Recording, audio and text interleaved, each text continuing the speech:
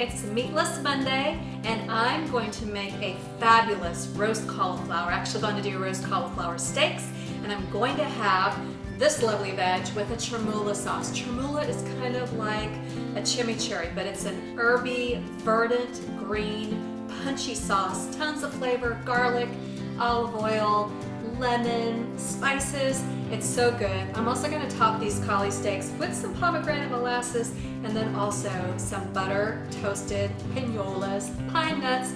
It's going to be really good. Even if you're not a veggie, don't do a meatless Monday or anything like that. You're going to love this as a side dish. These are going to be loaded cauliflower steaks. You don't have to cook steaks. You could just do regular cauliflower, frozen right out of the bag. Same concept applies. These are going to be so good. Let's get started. All right, I'm going to get rolling on the chermoula sauce first so it has time for all the flavors to develop. And I'm going to use just a little mini blitzer, blender, food processor. You can use whatever device you want. You can even do it by hand if you wanted to like chop and chop and chop and then put it in a bowl and mix it with the olive oil and so forth. You can do that. So I've got some cilantro, and this cilantro, I'd actually already chopped it for another purpose, but I'm going to use it for this sauce.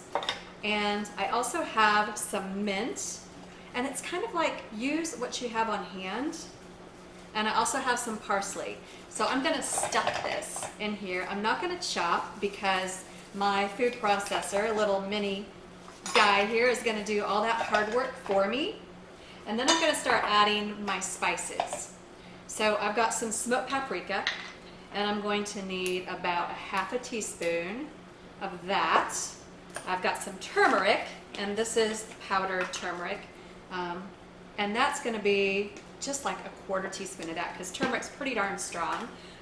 Cumin also, a half a teaspoon. And then because I'm going to want some heat, some chili flakes. Now I like to use Aleppo chili flakes.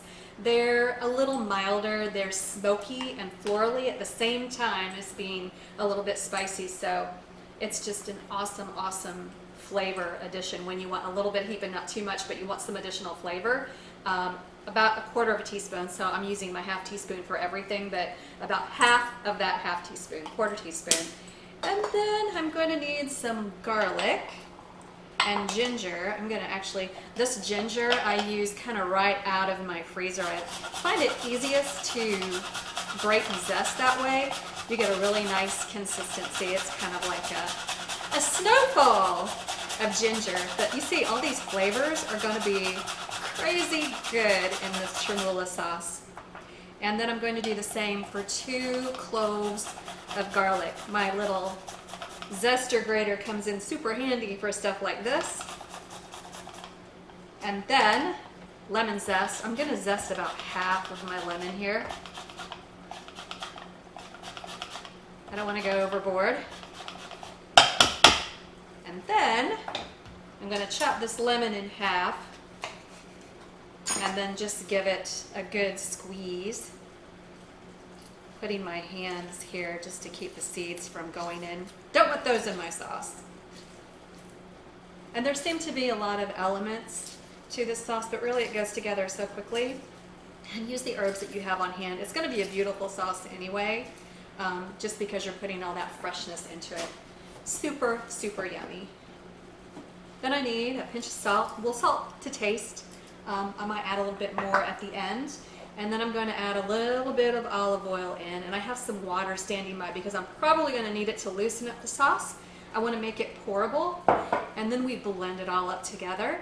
And it's going to be so good. I can see that it needs just a little bit more olive oil and a little bit of water to help loosen it up.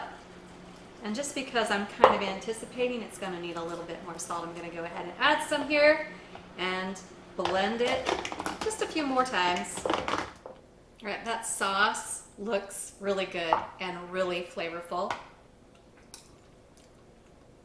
Whew, wow. Yeah, just a tiny bit more salt. And we'll set that aside, and the flavors will only get better from here on out. We're going to chop this cauli. So here's my cauliflower. I'm leaving the leaves on it. The leaves are delicious and totally edible as well, especially when roasted. Cauliflower has just made a revival. So amazing. Actually, I kind of want to chop. If I can get them in a 1/2 inch, that's what I want to do. But I'm just going to place them. I'll probably need a couple of sheet pans for this. Stalks and all. Maybe they'll all fit. I've got one more. We'll see how this one does. And one of them broke off there. That's fine. That can be mine. We'll put all those pieces in there. And then all I want to do is just generously olive oil, salt and pepper, and they're going to go into a 425 oven for about 20 minutes, depending on the thickness of your cauliflower steaks, or if you've got just regular cauliflower florets, probably less time. But we want them to be nice and caramelized, and for these steaks I'm actually going to flip them about halfway through to make sure that both sides get equal attention, and then we'll dress them up. For the butter toasted pine nuts, I started to brown a little bit of butter in a skillet, adding a couple tablespoons of pine nuts, and they're going to start to sizzle and get delicious. A tiny sprinkling of salt. And these go really quickly, so as soon as you start to smell them and see them go brown, remove them from the heat and let them cool off.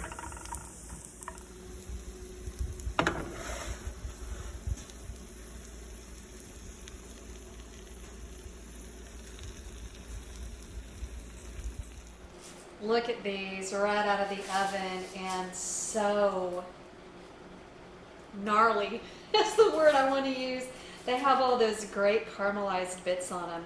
And I'm just going to take a little and drizzle over some of this super flavorful chermoula, a few of my buttered pine nuts, a drizzle of this pomegranate molasses. Just a drizzle.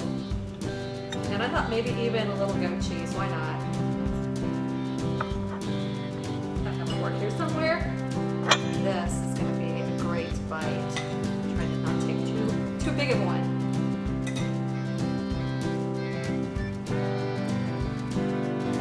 Oh, so good. If you're having a meatless Monday, you're not going to miss the meat with this. Have some brown rice with it or some other grain if you want. Or serve this as a side. This would go great right alongside a good steak.